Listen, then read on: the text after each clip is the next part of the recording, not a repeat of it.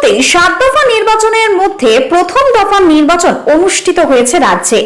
আগামী 20 মে আরামবাগ লোকসভা কেন্দ্রের নির্বাচন। যদিও সমস্ত রাজনৈতিক দল প্রখর দাবদাহকে উপেক্ষা করে চালিয়ে যাচ্ছে তাদের নির্বাচনী প্রচার। এই নির্বাচনী প্রচারে দেখা যাচ্ছে যেমন করেই হোক জনতা জনার্দনের ভোট পেতে তারা বিন্দু মাত্র কসুর করছেন না।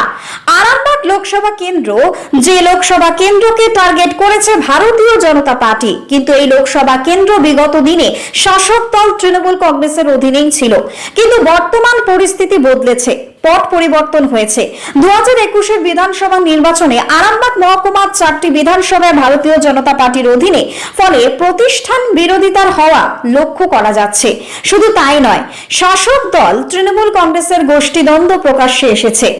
দলের বর্ষিয়ান নেতা নেত্রীদেরকে যারা দুঃসময়ে দল করেছেন তাদেরকে একেবারে খাদের কিনারায় সরিয়ে রেখে দল চালাচ্ছে যুবরা। ফলে সেই সমস্ত পুরনো দিনের নেতা নেত্রীদের চোখে পড়ছে না, ফলে দানা বাঁধছে না প্রচারের। ইতিমধ্যে আরামবাগে ঝটিকা সফরে ঘুরে গেছেন তৃণমূল কংগ্রেসের রাজ্য সভাপতি সুব্রত বক্সী। তিনি সমস্ত স্তরের দলীয় কর্মী নেতাদেরকে লোকসভা নির্বাচনে মাঠে নামার বার্তা দিয়েছেন। কিন্তু সেই বার্তা কে কতটা প্রাধান্য দেয় সেটা শুধু দেখার বিষয়।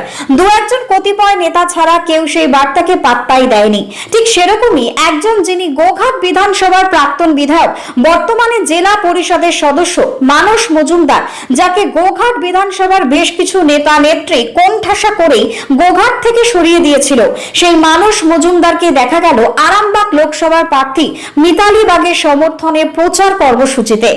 এখন লাখ টাকার প্রশ্ন, যেখানে গোঘাট 1 নম্বর এবং 2 নম্বরের আদি তৃণমূল কংগ্রেসের নেতাদের দেখা যাচ্ছে না, সেখানে একা মানস মজুমদার কি পারবে গোঘাট 1 নম্বর এবং গোঘাট 2 নম্বর অর্থাৎ গোঘাট বিধানসভা থেকে মিতালি বাগকে লোকসভা নির্বাচনে লিড এনে দিতে?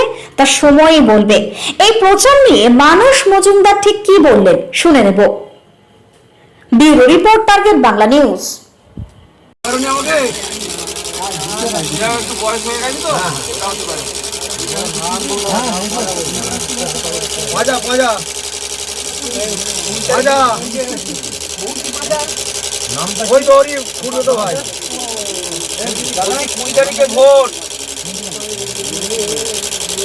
লোকসভার ভোট, মমতাকে ভোট দিতে হবে তো জোড়াফুলে।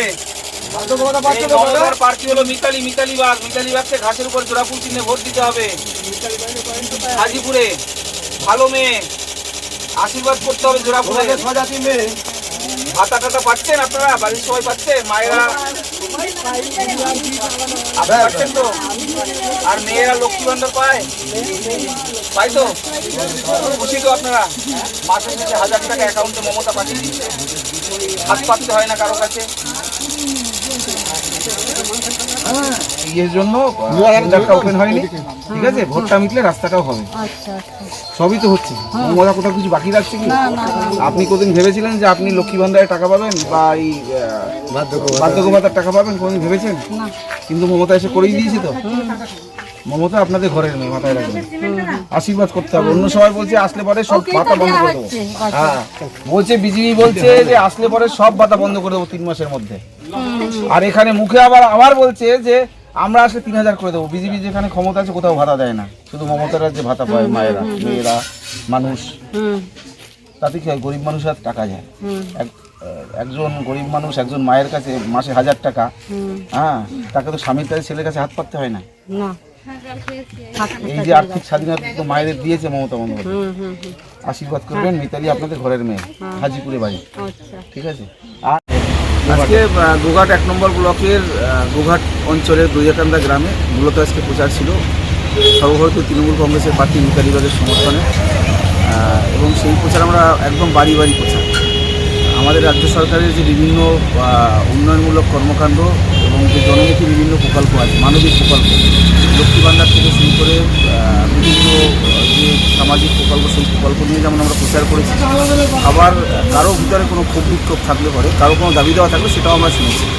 মানুষ আমাদের সরকারের কাজে যথেষ্ট খুশি এবং তারা সবাই আমাদের কথা দিয়েছেন যে যা পরিষেবা পেয়েছি আমরা এই সরকারের, যা উন্নয়ন এই সরকারের, কেন্দ্রের সরকার আমাদের 100 দিনের টাকা আটকে রেখে দিয়েছিল, সেই টাকা মমতা বন্দ্যোপাধ্যায় দিয়েছে। এবং মমতা বন্দ্যোপাধ্যায় কথা দিয়েছেন যে আবাসের টাকা দিল্লি আটকে রেখে দিয়েছে বিজেপি, সেই টাকাও তিনি দেবেন একটু কিছু সময়ের মধ্যে। আমরা ভোট তৃণমূল কংগ্রেসকে দেব। এবং আমরা আশাবাদী যে গোঘাট বিধানসভা থেকে তৃণমূল কংগ্রেসের প্রার্থী মিতালি বাগ তিনি বিপুল ভোটে নির্বাচিত হবে। অনেক দিন পর গোঘাটে প্রচারে, তার প্রার্থী নেই, তা সত্ত্বেও এলাকায় প্রচার, কবে আসবেন প্রার্থীকে নিয়ে? দেখুন, অনেক দিন পরে ব্যাপারটা এরকম যে আমি 16 থেকে 21 গোঘাটের বিধায়ক ছিলাম এবং পরবর্তী সময়ে আমাকে জেলা পরিষদের সদস্য করা হয়েছে পান্ডুয়া থেকে। স্বাভাবিকভাবে গোঘাটকেও যেমন দেখতে হয়, একইভাবে পান্ডুয়াকেও দেখতে হয়। নিজের যে বিধানসভা সপ্তগ্রাম, সেখানেও জনসংযোগ কর্মসূচি করতে হয়। মানে দুটো লোকসভায় আমাকে প্রচারের কাজ করতে হয়। স্বাভাবিকভাবে প্রথম থেকে প্রচারে আমি অন্তর্ভুক্ত হতে পারিনি।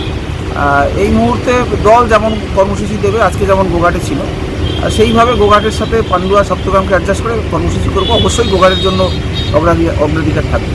দাদা, হঠাৎ করে মিতালি বাগ আপনার বিধানসভার মহিলা তিনি প্রার্থী হলেন, তার রাজনৈতিক কেরিয়ারটা যদি একটু বলেন। দেখুন, মিতালি বাগ একদম গ্রাসরুট থেকে তৃণমূল কংগ্রেসের একজন সৈনিক।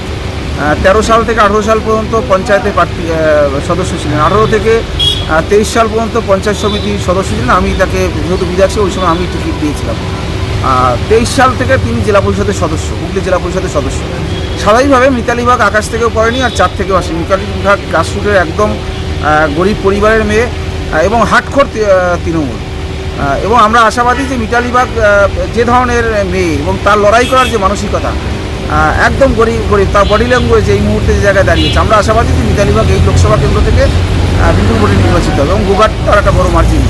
দাদা, এই যে হুগলিতে 3টে লোকসভা কেন্দ্র আছে, এখানে বিভিন্ন রকম প্রার্থীরা আছে, তৃণমূল, বিজেপি থেকে আরম্ভ করে, কিন্তু মিতালি বাগ সবসময় সংবাদ শিরোনামে আছে, এটা কি বলবেন? সবসময় শিরোনামে। মিতালি বাগের মধ্যে কোনো অহংকার নেই। মিতালি বাগ একটা গরিব ঘরের মেয়ে এবং গরিব ঘরের মেয়েরা যে রাজনীতির যে উচ্চ শিখরে যেতে পারে সেটা মমতা বন্দ্যোপাধ্যায় প্রমাণ করে দিয়েছেন আবারও মিতালি বাগকে প্রার্থী করে। এর আগেও দেখেছি বিভিন্ন সময়, বিভিন্ন লোকসভায়, বিভিন্ন বিধানসভায় একদম গ্রাসরুটের, একদম গরিব ঘরে, কেউ কাজের লোকের বাড়িতে কাজ করে, এরকম প্রার্থীকেও দিয়েছেন। আমরা বলা করে দেখেছি, লক্ষ্মী থেকে প্রার্থী করেছিল। তো সেই জায়গায় দাঁড়িয়ে গোঘাটেও মিতালি বাগকে প্রার্থী করে সর্বভারতীয় ক্ষেত্রে তৃণমূল কংগ্রেস নজির সৃষ্টি করেছে যে মিতালি বাগের মতো একদম গ্রাসরুটের গরিব ঘরের মেয়ে সে তৃণমূল কংগ্রেসের প্রার্থী হতে পারে। এবং তার বিভিন্ন প্রচার দেখবেন, তিনি যেভাবে ধান ঝাড়েন, তিনি মাঠে গিয়ে ধান কাটছেন, তিনি গিয়ে অন্যান্য কাজ কর্মকাণ্ড, মনে হবে যে প্রত্যেকটা কাজেই তিনি পারদর্শী। এবং এটা লোক দেখানো নয়, ছবি তোলার জন্য নয়, তিনি যে এই কাজগুলো করে যেমন একদিকে সংসার সামলিয়েছেন, ওই পরিবারে মিতালি অভিভাবক, তার বাবা এই মুহূর্তে মা অসুস্থ, সেই জায়গায় সে অন্য ভাই বোনেরা দাদারা থাকলেও তিনিই অভিভাবক, তিনিই সব কিছু দেখাশোনা করতেন। এবং তার বডি ল্যাঙ্গুয়েজে সেটা বলে যে মিতালির মতো একজন মহিলা সে তৃণমূল কংগ্রেসের প্রার্থী। এবং তার ভিতরে যে আত্মবিশ্বাস, সেটা এই কারণেই সম্ভব হয়েছে যে তিনি একদম গ্রাসরুট থেকে উঠে এসছেন। দাদা, ভাবাদিঘির সমস্যার সমাধান কবে হবে? দেখুন, ভাবাদিঘির সমস্যা বিজেপি জিয়ে রেখেছে। কেন যে রেলের অ্যালাইনমেন্ট পরিবর্তন করতে হবে ভাবাদিঘির মানুষের দাবি, এবং রেল দপ্তর বিজেপি। কিন্তু বিজেপি যে রেলমন্ত্রী, তারা চাইলেই অ্যালাইনমেন্ট পরিবর্তন করে দিতে পারত। রাজ্য সরকারের তো জমি অধিগ্রহণটা থাকে, সেই রেলের অ্যালাইনমেন্ট পরিবর্তন করতে হবে ভাবাদিঘির মানুষ দাবি জানাচ্ছে, কিন্তু বিজেপির যে রেল দপ্তর সেই অ্যালাইনমেন্ট পরিবর্তন করছে না। তারা রেখে দিচ্ছে রাজনীতি করার স্বার্থে, পুকুরের উত্তর পাড় দিয়ে জল স্পর্শ করে রেখে দিচ্ছে। এটা সম্পূর্ণ রাজনীতি এবং সেই রাজনীতির যে চক্রব্যূহ, সেই চক্রব্যূহের মধ্যে ভাবাদিঘির মানুষ তারা ফেসে গেছে। আমরা তৃণমূল কংগ্রেস অতীতেও দাবি করেছি, আবারও আজকের দিনে দাবি করছি যে অবিলম্বে রেলের অ্যালাইনমেন্ট পরিবর্তন করা যদি সম্ভব হয় তাহলে পরিবর্তন করা হোক। কেন রেল দপ্তরের হাতে এই অ্যালাইনমেন্ট পরিবর্তনটা আছে, তারা চাইলে পরে অ্যালাইনমেন্ট পরিবর্তন করতে পারে। আমরা রাজ্য সরকারের পাঠ, আমাদের হাতে জমি অধিগ্রহণ। রেল যদি অ্যালাইনমেন্ট পরিবর্তন করে উত্তর দিক দিয়ে ওখান থেকে 100 মিটারও দূর থেকে যদি অ্যালাইনমেন্ট নিয়ে যায়, আমরা রাজ্য সরকারের পক্ষ থেকে কথা দিচ্ছি যে 100 মিটার দূর থেকে জমি অধিগ্রহণ করার দায়িত্ব তৃণমূল কংগ্রেসের, পশ্চিমবঙ্গ সরকারের মুখ্যমন্ত্রী মমতা বন্দ্যোপাধ্যায়। এই জায়গায় কোনো আপোষ হবে না। কিন্তু সেই অ্যালাইনমেন্ট পরিবর্তন না করে রাজ্য সরকারের কোর্টে বারবার বল ঠেলে নিয়ে যে তৃণমূল কংগ্রেসের জন্য ভাবাদিঘি হচ্ছে না, এটা সঠিক নয়। এটা আমরা তৃণমূল কংগ্রেসের তীব্র প্রতিবাদ জানাচ্ছি। অবিলম্বে রেলের অ্যালাইনমেন্ট পরিবর্তন হোক এবং সেই অ্যালাইনমেন্ট পরিবর্তন করে যদি রেল করা যায় তাহলে জমি অধিগ্রহণের দায়িত্ব তৃণমূল কংগ্রেসের। আমরাই লোকসভার মুখে রেখে এত বড় কথা দিচ্ছি, আমরা সেই দায়িত্ব নেব। কিন্তু ভাবাদিঘির মানুষকে সতর্ক করবো, বিজেপি প্রয়োজনে পা দেবেন না, সবটাই বিজেপির তৈরি। এই যে অ্যালাইনমেন্ট পরিবর্তন হচ্ছে না, যেটা ভাবাদিঘির মানুষের দাবি, সেটা বিজেপি রাজনীতি করার জন্য করছে না, এটা বিজেপি চাইলে করতে পারে। আর অ্যালাইনমেন্ট পরিবর্তন করে জমি অধিগ্রহণ আমরা করব।